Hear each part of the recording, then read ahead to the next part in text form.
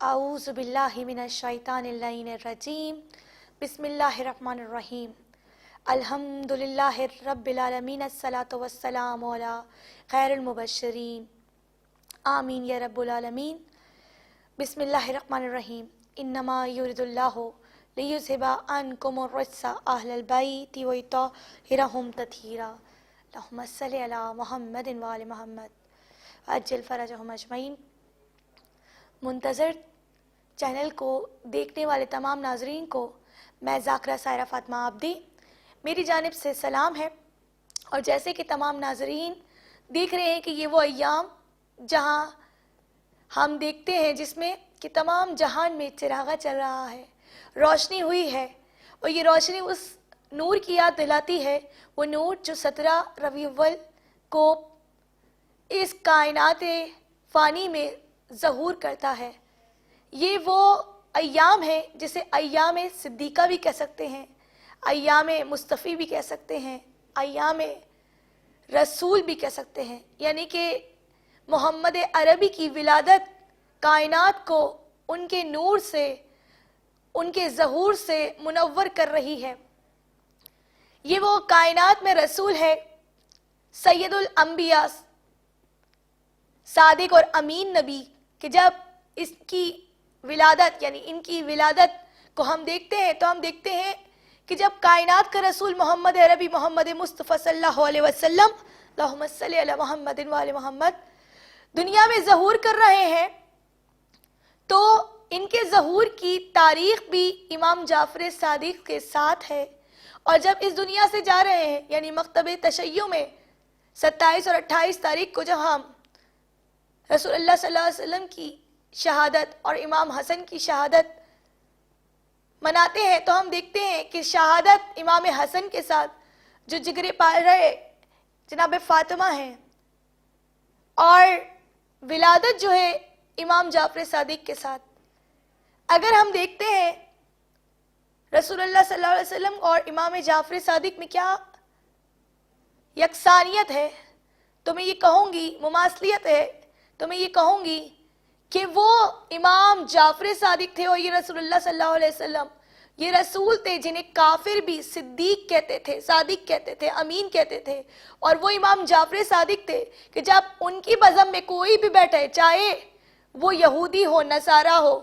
یا دہریہ ہو، سب کے سب ان کو صادق کہتے تھے۔ یعنی امام جعفر صادق کا لقب صادق تھا، جعفر نام تھا، اور یہاں محمد عربی کا نام احمد ہے، احمد مرسل ہے۔ کائنات کا رسول جب دنیا میں آیا تو رسول کی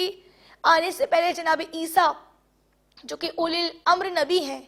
ان کے آنے میں اور رسول اللہ صلی اللہ علیہ وسلم کی ولادت میں تقریباً کہا جاتا ہے کہ 550 سال کا وقفہ یعنی دور جاہلیت کہلاتا ہے۔ یہ وہ دور ہے کہ جس میں کوئی حجت نہیں ہے، یہ کائنات حجت سے خالی ہو نہیں سکتی، تو ہمیں کوئی نبی نہیں دکھتا۔ اتنا لمبا پیریڈ کہ جس میں نبی نہیں ہے، اگر ہم یہ دیکھیں تو پروردگار عالم جس نے انسان کے وجود کو خلق ہی صرف حجت کے صدقے میں کیا ہے، گویا حجت نہ ہو تو انسان کا وجود نہ ہو، کیا انسان گمراہی کے راستے پہ پہنچ جائے؟ نہیں، تاریخ بتاتی ہے اور معصوم کی حدیث سے ہمیں معلوم ہوتا ہے کہ وہ پروردگار عالم جو رحمان بھی ہے، رحیم بھی ہے، علی کل شیء قدیر بھی ہے، اس نے ہدایت کے جیسے سرچشمے 1.25 لاکھ انبیاء کو بنایا۔ وہاں ایک خاندان ایسا ہے، اسے بنی ہاشم کہتے ہیں۔ اس میں سارے بنی ہاشم میں جب کسی خاص کو پروردگار عالم نے حجت بنا کے بھیجا یا کسی خاص کا تعارف کرایا تو اسے ارہاس دے دیا۔ ارہاس کے اصطلاحی معنی جو ہیں وہ تمید ماننے کے ہیں، یعنی کہ جب رسول اللہ صلی اللہ علیہ وسلم کی ولادت ابھی ظہور ہوا نہیں ہے، لیکن اس سے پہلے چند معجزے، چند خصوصیات اس گھرانے کو مل گئی ہے۔ میں یہاں تذکرہ کروں گی جناب عبد المطلب کا۔ لوگ کہتے ہیں جناب ابو طالب نے کلمہ نہیں پڑھا، بڑا عجیب سا ایک سوال ہے۔ میں یہاں ابو طالب پہ تو بعد میں آؤں گی، جناب عبد المطلب سے ابتدا کروں۔ پروردگار عالم نے 2 معجزے ایسے عطا کیے کہ جس کی ریح میں جس کی میں اگر بات کروں تو آپ کو سمجھ آ جائے گا کہ یہ کیسے مسلمان تھے، کیسے دین ابراہیم پہ فائز ہونے والے تھے۔ پہلا معجزہ جو آج قرآن مجید میں سورہ فیل کی شکل میں موجود ہے، پروردگار عالم نے جناب عبد المطلب کے لبوں سے نکلے ہوئے ابراہہ کے سامنے کا وہ جملہ کہ ان اونٹوں کا مالک میں ہوں، جب اس نے ان کے اونٹوں کو قبضے میں لیا تو کہا ان اونٹوں کا مالک میں ہوں اور اس خانہ کعبہ کا مالک خود پروردگار عالم ہے، وہ اس کی حفاظت کرے گا۔ تو کیسی حفاظت کی وہ بتلا دیا۔ یہ جملے عین اس شخص کے جملے ہیں جو توحید کی معرفت رکھتا ہے، خدا شناسی جانتا ہے۔ دوسرا معجزہ زمزم کا کہ آب زمزم جب سوکھ گیا تو جناب عبد المطلب کے ٹھوکر لگنے سے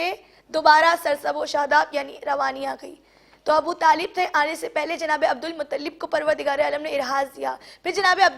ابو طالب کے پاس بھی جب، کیونکہ جناب ابو طالب نے ہی رسول اللہ صلی اللہ علیہ وسلم کو پالا، لیکن بعد ہے رسول اللہ صلی اللہ علیہ وسلم کی ظہور کی، ابھی ظہور ہوا نہیں، لیکن کائنات میں یہ در یتیم عبداللہ کے یاقوتی وجود کو آنے سے پہلے، لانے سے پہلے پروردگار عالم نے پوری کائنات میں، وہ رب العالمین رحمت للعالمین کے ظہور سے پہلے کائنات میں ایسی رحمت برسا رہا ہے کہ جناب آمنہ فرماتی ہیں کہ ابھی کائنات میں رسول مرسل کا ظہور آیا نہیں کہ میں جہاں جہاں سے گزرتی تھی وہ رحمت للعالمین اپنے ابر کی رحمت میرے سر پر ساتھ ساتھ برساتا، یعنی کہ ساتھ ساتھ جناب آمنہ جہاں جاتی وہاں ایک ابر کا سایہ ان کے سر پہ فگن رہتا۔ کہا جاتا ہے کہ اس زمین حجاز پہ جہاں جہاں بنجر زمین تھی، جب رسول کا ظہور ہوا تو وہ بنجر زمین سرسب و شاداب ہو گئیں، اور وہ بکریاں جو کہ اب دودھ دینے سے قاصر تھیں ان کو بھی پروردگار عالم نے دودھ جیسی نعمت عطا کر دی۔ اور پھر رسول کا وہ وجود